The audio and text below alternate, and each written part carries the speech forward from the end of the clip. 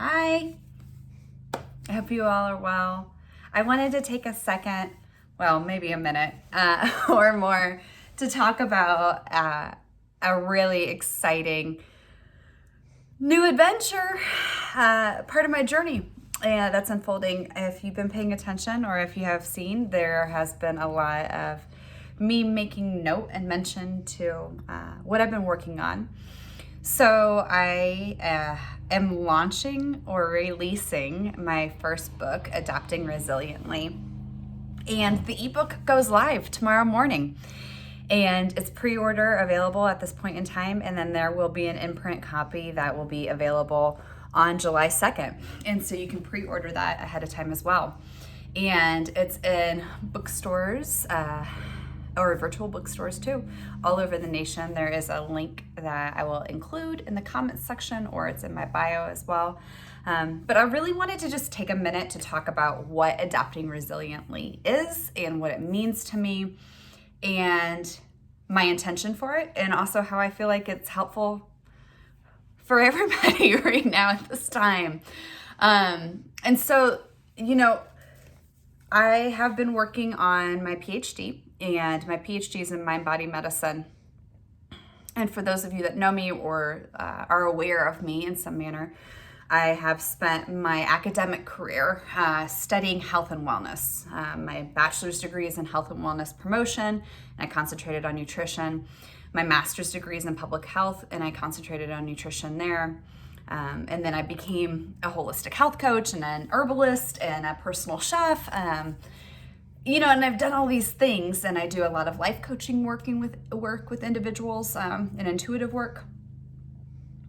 And throughout that academic span and the personal span of life, unfolding, I took note of the times when I would be out of alignment with myself. And when I mean out of alignment with myself, I don't mean just I'm in a bad relationship, or I'm in a mental thought loop that's really negative, or emotionally I'm extremely reactive. I mean, there's all of those things and then some more, where I would eat really nutritionally depleted foods, or I wouldn't be moving my body nearly as much as I knew I should be.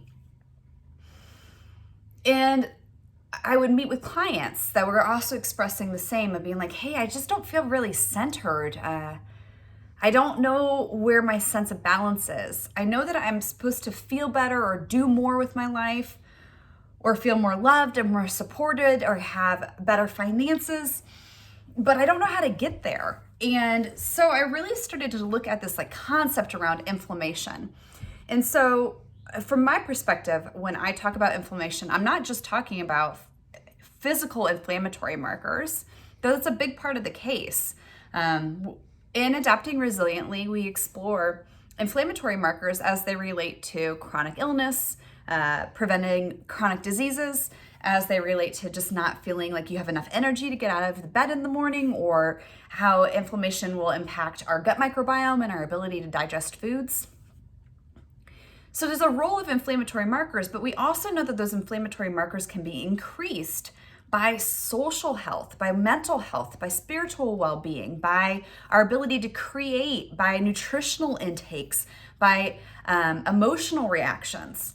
And so this concept of inflammation to me is not just localized into what's happening in the physical body. It's also about what's happening in the emotional, the mental, the spiritual, and the social, and the physical realms, right? Because those are all dimensions of our health and our well-being. And we can come out of alignment in any one or all of those areas at any point in time.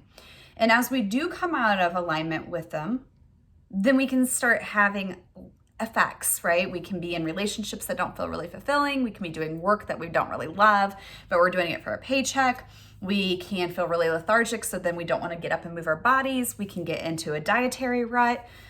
There's a long-term consequences, but ultimately those consequences keep us from being in that place of optimal well-being. And so that begs the question of, what does optimal well-being, what does vitality mean to me?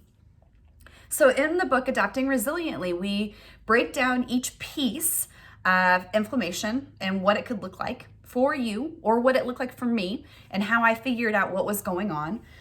And then we start to weave this pattern or this tool chest, if you will, of, okay, well, I can see where I've come out of alignment. I can see where the inflammation and the stress resides within my body, within my mental health, within my emotional well-being, within my spiritual self, within my social circles. How do I do something about it? And that piece, that key, is really what Adapting Resiliently is aimed at. Giving each and every one of us some tools so that we can start making the changes towards that bigger concept of self-actualization, optimal well-being, living in a state of vitality and alignment and centeredness in all of those dimensions of well-being. Because that's our birthright. We're all capable and able of feeling really centered and feeling really alive and feeling really healthy and really supported. I truly believe that is each and every one of our birthrights in this lifetime.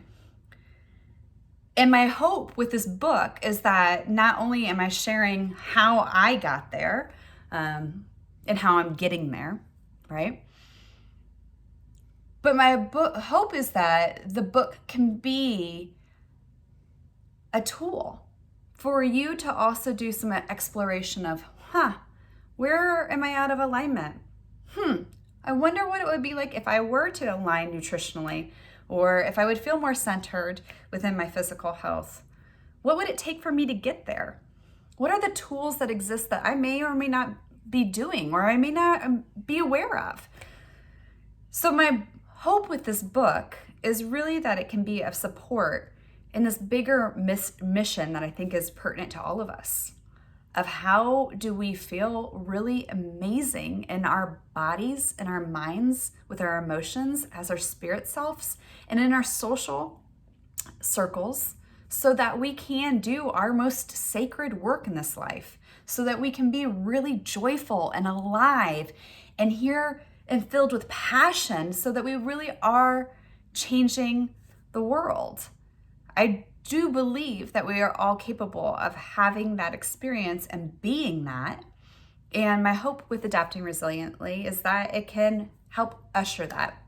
So I am open to any thoughts, comments, questions that may arise for you as you think about adapting resiliently. As you think about what would it mean to be more resilient in my life, or what would it mean to adapt into a state of being centered.